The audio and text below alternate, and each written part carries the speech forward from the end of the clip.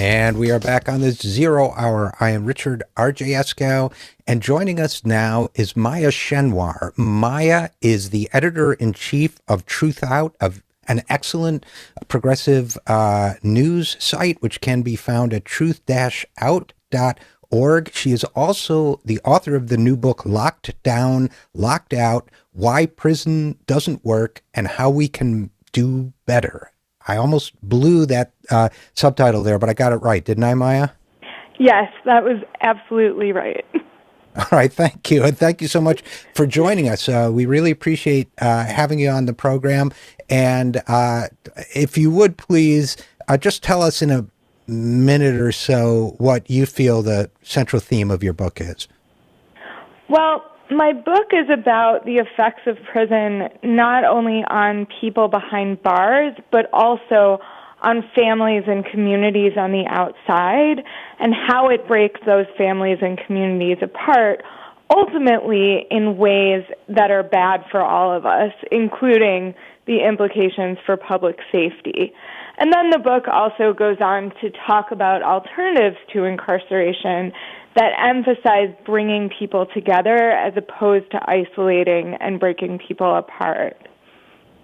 That, which I think is a tremendous point. And I think there's also, especially maybe in more some of your more recent writing, a theme that emphasizes that there are almost degrees of prisonhood that take place. I mean, that's my own words, not yours. But when you say when you write in your recent piece about your home is your prison, how people like Marissa Alexander, the domestic violence survivor, are released, but kept limited through electronic monitoring or other. I mean, I think there's the theme here that says we think of prison as a place where people go somewhere else and then come back, but aren't there sort of gradients of freedom that are affecting entire communities? Absolutely. And I think that that's something we have to be extremely vigilant about, especially right now in this time when more people are kind of getting excited about prison reform. And it's not just progressives. Charles Koch wrote an op-ed last week, I couldn't believe it, that was using all the progressive rhetoric around mass incarceration and really championing the idea of prison reform.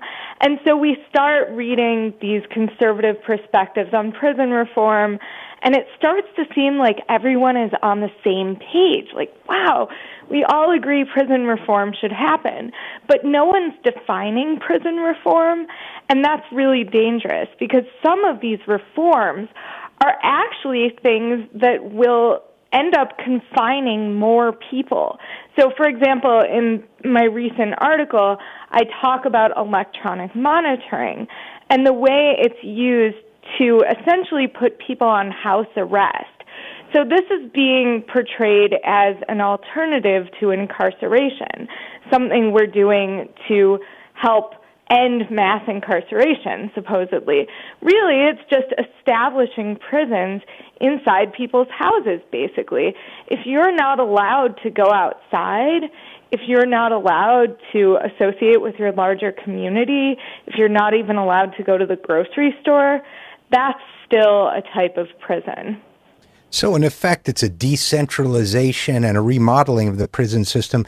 I think that, one of the things that you talk about in the book and elsewhere is the enormous, just the enormous numbers of people, particularly in minority and lower income communities, but just the staggering numbers of human beings in this country who are in the prison system in one way or another. So I guess the Koch form, or at least some form, I'm not familiar with what he had to say, but there could be a form of prison reform that in a sense is like slavery reform, which is the point is maybe there are too many people in the system to begin with, and that what we really need is the kind of reform that says, why are we doing this to so many people in our population? What are the root causes of it, and what are the alternatives?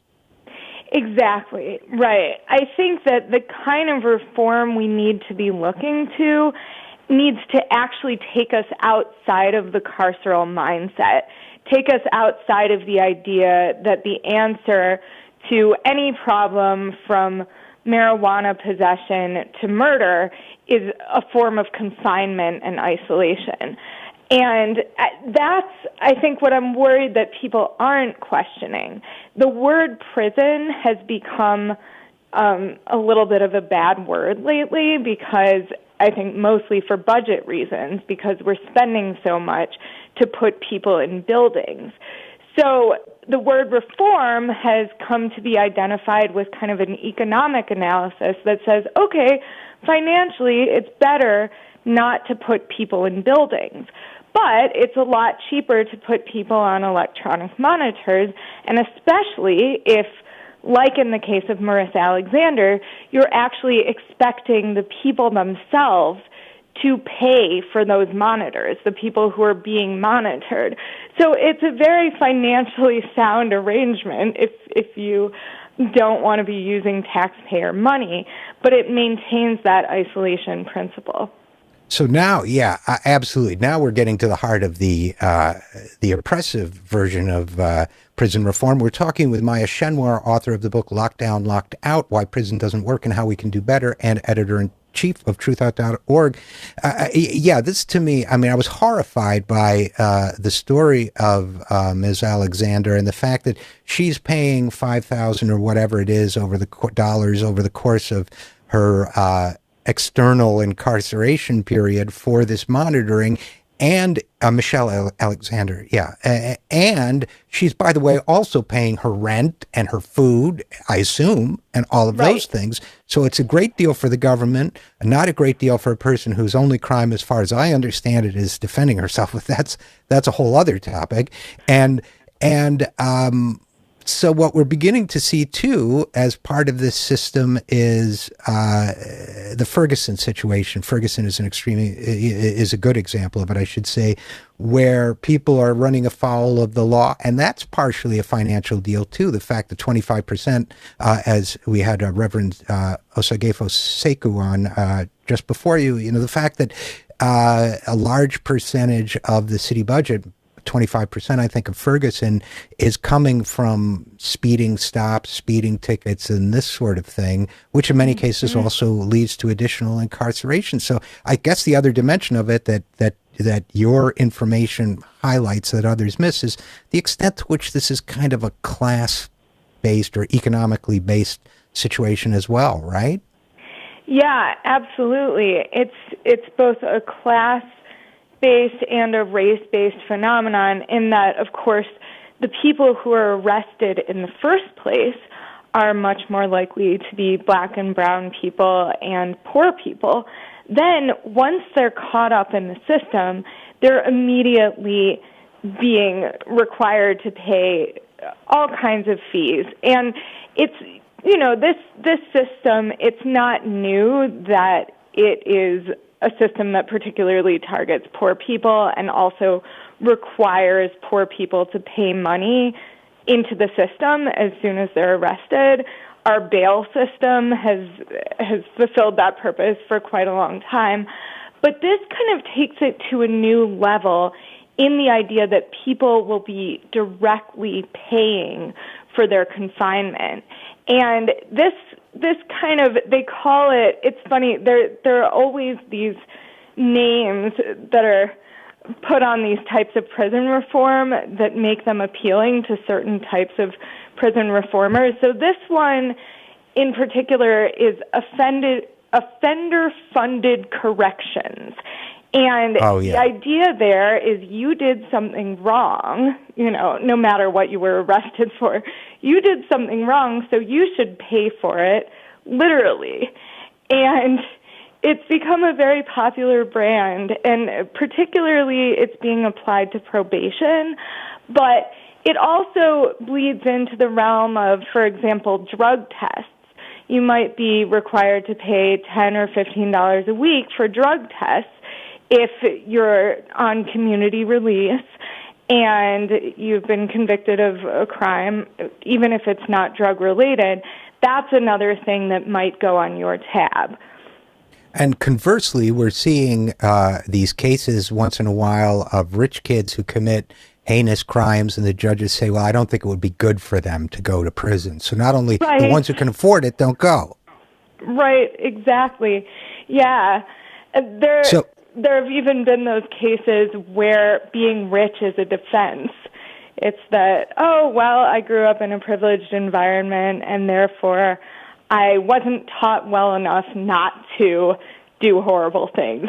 you know, Right. so And if anybody's got a right to sing the blues, it's those guys. But so I guess we only have a couple minutes left, but in the time we have left, you know, your subtitle, Why Prison Doesn't Work and How We Can Do Better, brings to mind Angela Davis, who wrote a book called Are Prisons Obsolete, who blurbed your book, by the way, I saw. This is a horrible thing to do to you, Maya. We'll have to have you back. But, you know, in 60 seconds or so, what's a good alternative? I mean, a lot of crimes are drug-related. Is it drug treatment, or what should we be thinking differently? I think that we need to reevaluate the entire definition of the word crime.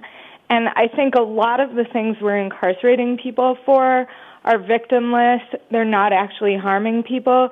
And we need to actually take those things out of the equation of what the state is dealing with.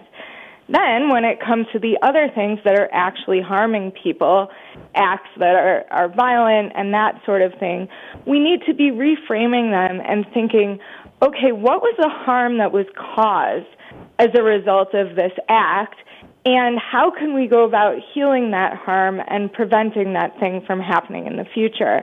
And there are a lot of strategies, from restorative justice to transformative justice to kind of community-based accountability.